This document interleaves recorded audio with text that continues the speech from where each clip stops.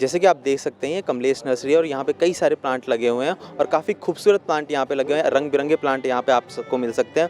और यहाँ पे हम बात करें अगर प्लांटों की, तो प्लांट यहाँ पे 10 रुपये से स्टार्ट होकर काफ़ी रेट तक पहुँचते हैं, ऊपर 500, 1000, 5000 तक पहुँचते हैं। पर यहाँ पे मिनिमम स्टार्टिंग रेट है 10 रुपये से। ऐसा प्लांट आपको कहीं नहीं मिलेंगे और दिल्ली की कई नर्सरियों में आप जा सकते हैं जहाँ पे आपको इतने चीप प्लांट कहीं पे भी नहीं मिलेंगे। ये कमलेश नर्सरी, अगर आप यहाँ पे आना चाहते हैं तो ये आपको अक्षरधाम रोड पे मिलेगी और ये यमुना जी के किनारे पे यहाँ पे इन्होंने नर्सरी ला रखी है। यहाँ पे इसके अलावा कई और भी नर्सरी है, पर हम आपसे यही बोलेंगे कि आप कमलेश नर्सरी में आइए, यहाँ से प्लांट लीजिए, क्योंकि यहाँ पे बहुत चीप प्लांट मिलते हैं और काफ़ी अच्छी वैरायटी मिलती है। और यहाँ पे आपको रोज़ की कई अलग अलग वैरायटी भी मिल सकती है और यहाँ तक कि अगर आप ब्लैक रोज़ चाहते हैं तो वो भी आ सकती है। और यहाँ पे हमेशा भीड़ बनी रहती है और लोग यहाँ पे हमेशा आते रहते हैं, क्योंकि कमलेश जी का ये कहना है कि हम जो भी प्लांट देते हैं वो A1 क्वालिटी के होते हैं और आप इनको लगा के काफ़ी अच्छे से अपने घर को डेकोरेट कर सकते हैं। और यहाँ आपको हर तरीके के प्लांट मिलेंगे, चाहे आप फूल लेंगे, सीजनल प्लांट लेंगे, 24/7 लेंगे, आपको इंडोर प्लांट्स भी यहाँ पे मिलेंगे। और ऐसे भी प्लांट है जो काफ़ी अच्छे हैं जिनसे आप ऑक्सीजन भी ले सकते हैं। और यहाँ पे छोटे प्लांट डेकोरेशन के लिए भी प्लांट हैं, जो क्या कहते हैं कैक्टस प्लांट्स हो गए, यहाँ पे इंडोर प्लांट्स हो गए, यहाँ तक कि आप अपने ऑफिस या टेबलों में घर पे रखने के लिए, स्टडी टेबल में भी रखने के लिए छोटे प्लांट्स ले सकते हैं, जिनसे आपको पॉजिटिविटी मिल सकती है। और हम कहेंगे कि स्टूडेंट्स को ऐसे छोटे प्लांट रखना बहुत ज़रूरी है, क्योंकि आपको एक तरीके से पॉजिटिव मिलेगी और आप नेचर के साथ कनेक्टेड रहेंगे। क्योंकि आज की ज़िंदगी में हम देखते हैं कि लोगों को नेचर से दूर रहते हैं और डिप्रेशन में जाने की काफ़ी समस्या होती है। अगर आप प्लांटिंग करते हो, प्लांटिंग लगाते हैं, तो आप डिप्रेशन से बाहर आ सकते हैं और आपको नेचर के साथ जुड़े रहने में काफ़ी ज़्यादा मज़ा आएगा। नमस्कार, मैं शुभम सिंह, आप सभी का स्वागत है हमारे चैनल किसान भारती टीवी में। आज हम खड़े हैं कमलेश नर्सरी पे। यहाँ पे हम जानेंगे कि इस समय गर्मी आने वाली है, गर्मी के लिए कौन कौन से ऐसे प्लांट हैं जो हमारे लोग अपने घर पे लगा सकते हैं। यूँ तो कहा जाता है प्रकृति के करीब रहना काफ़ी अच्छा होता है। इसी कड़ी में हम आपके लिए ये कार्यक्रम लेकर आए हैं कि आप किस तरीके से टेरेस गार्डनिंग में और किस तरीके से अपने घर में, दिल्ली जैसी छोटी शहरों में टेरेस गार्डनिंग कर सकते हैं और पेड़ों को लगा सकते हैं और नेचर के करीब रह सकते हैं। यहाँ पे हमारे साथ हैं आर्यन। हम इनसे बात करेंगे कि यहाँ पे अभी इस समय गर्मी का सीज़न आने वाला है, तो कौन कौन से ऐसे प्लांट है। आर्यन, यहाँ पे इस समय कौन कौन से ऐसे प्लांट है जो गर्मी में हम लगा सकते हैं? गर्मियों के लिए सर आते हैं मेनली सदाबहार का प्लांट होता है, कॉस्मोस होता है, गम्फ्रीना, जीनिया और विनका हो गया हाइब्रिड वैरायटी का।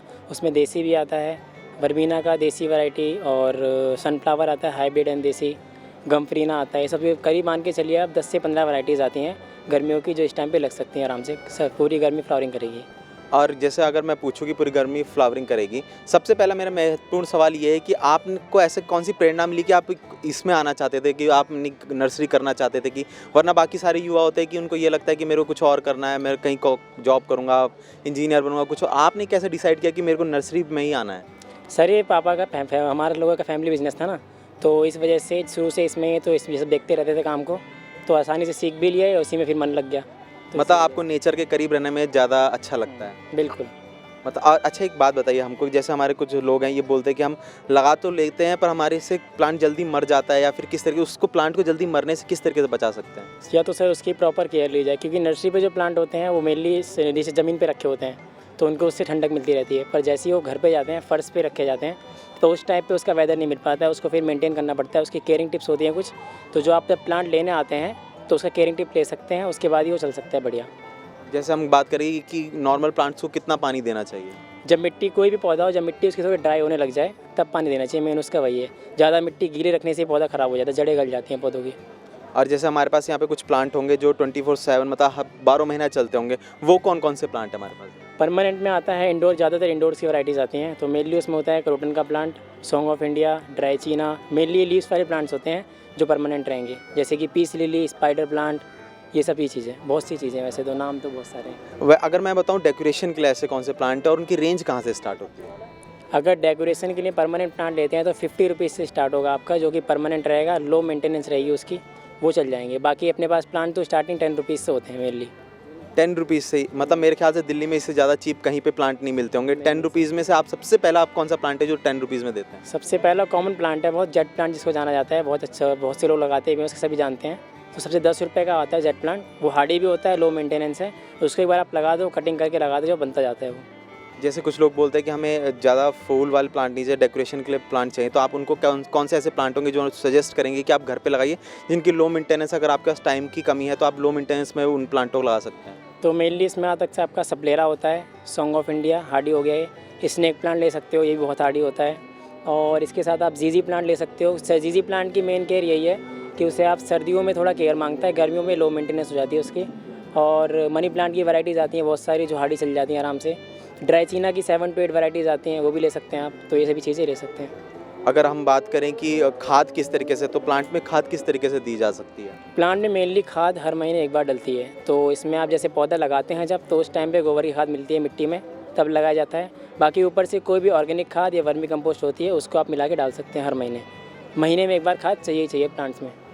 महीने में मतलब अगर आप गमले में लगा रहे हैं तो महीने में एक बार खाद चाहिए होती है। और खाद के लिए आप कौन सी प्रीफर करते हैं? सबसे बेहतरीन खाद कौन सी है? अपने पास सबसे बेस्ट वर्मी कंपोस्ट आती है, मेरठ की कंपनी की है जो कि, तो वो सबसे बेस्ट रहती है, हम लोग भी उसे यूज़ करते हैं, तो वो यूज़ कर सकते हैं आप। अगर जैसे कोई बोलता है कि मेरे पास गोबर खाद है, तो उससे काम हो जाएगा? गोबर की खाद सर मेनली जब प्लांट लगाया जाता है ना, तो मिट्टी की ताकत बनाए रखने के लिए होता है वो, पर पौधे को हर महीने ग्रोथ के लिए उसमें खाद डलती है वर्मी कंपोस्ट, जो कि मिट्टी की ताकत बना के रखती है।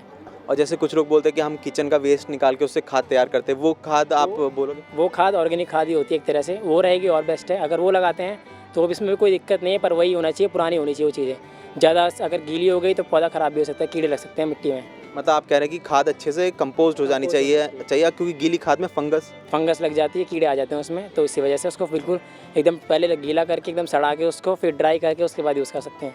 मतलब लोग बनाते हैं, उनको ये नहीं चीज़ नहीं पता होती, वो क्या करते हैं कि डालते हैं चाय पत्ती ये सब और गीली लगा देते हैं, उससे फंगस होने के ज़्यादा चांसेस। कीड़े लग जाते हैं पौधे में, फंगस और कीड़े की प्रॉब्लम आती है फिर। इसी से ज़्यादातर प्लांट मरते हैं लोगों के घर में। और एक चीज़ हम आपसे ये पूछना चाहेंगे कि कितना एरिया चाहिए होता है कि लगभग प्लांटों को लगाने के लिए, अगर लगाना चाहें तो? प्लांट का एरिया के साथ आपका अगर मान के चलिए बालकनी है, तो कम से कम ये आपके चलिए 10 बाई 10 की बालकनी हो, तो उसमें आपके मेनली ये मान के चलिए 15-20 प्लांट आराम से सेट हो सकते हैं। तो जैसे जैसे इतना एरिया बढ़ता जाता है उसके अकॉर्डिंग प्लांट बढ़ते जाएंगे। प्लांट उसमें अलग अलग साइज़ के भी आते हैं, अलग अलग रेट्स के भी आते हैं, तो उसके हिसाब से आप देख सकते हैं। और जैसे कोई टेरेस गार्डनिंग करना चाहता हो अपने छत में, अगर कद्दू मूली ये सब लगाना चाहता है, उसके लिए भी हमारे पास यहाँ पे बीज मौजूद है? बीज सभी मिल जाएंगे, सब्जियों में जितनी भी तरह के बीज होते हैं सब मिल जाएंगे आपको। तो उसको आप किसी ट्रे में या किसी चीज़ में लगा के, ग्रो बैग्स आते हैं उसमें लगा सकते हैं आप, तो उसमें लगा के आराम से सेट हो सकते हैं। पर मेनली ये चीज़ें पार्कों वार्कों में ज़्यादा सही रहती हैं, तो इसलिए छत पे तो थोड़ा इसको डिफ़िकल्ट रहता है, पर कर सकते हैं। मतलब कर सकते हैं, मतलब अगर आपके पास थोड़ी छत बड़ी हो और मिट्टी की आपके पास सुविधा हो तो आप कर सकते हैं बिल्कुल। उसको थोड़े केयरिंग टिप्स होगी उसकी भी, वो करके उसको कर सकते हैं। ये थे हमारे साथ आर्यन, जो एक युवा हैं और इन्होंने काफ़ी छोटी उम्र में ही नर्सरी का काम चालू किया। इनको इसकी प्रेरणा अपने पापा से मिली थी और इन्होंने अपने खानदानी बिजनेस को आगे बढ़ाया और अपने आप को एक युवा के साथ साथ और प्लांट के करीब, नेचर के करीब जुड़ा रखा। इसी के साथ मैं शुभम सिंह, कैमरा पर्सन अरबाज के साथ, दिल्ली।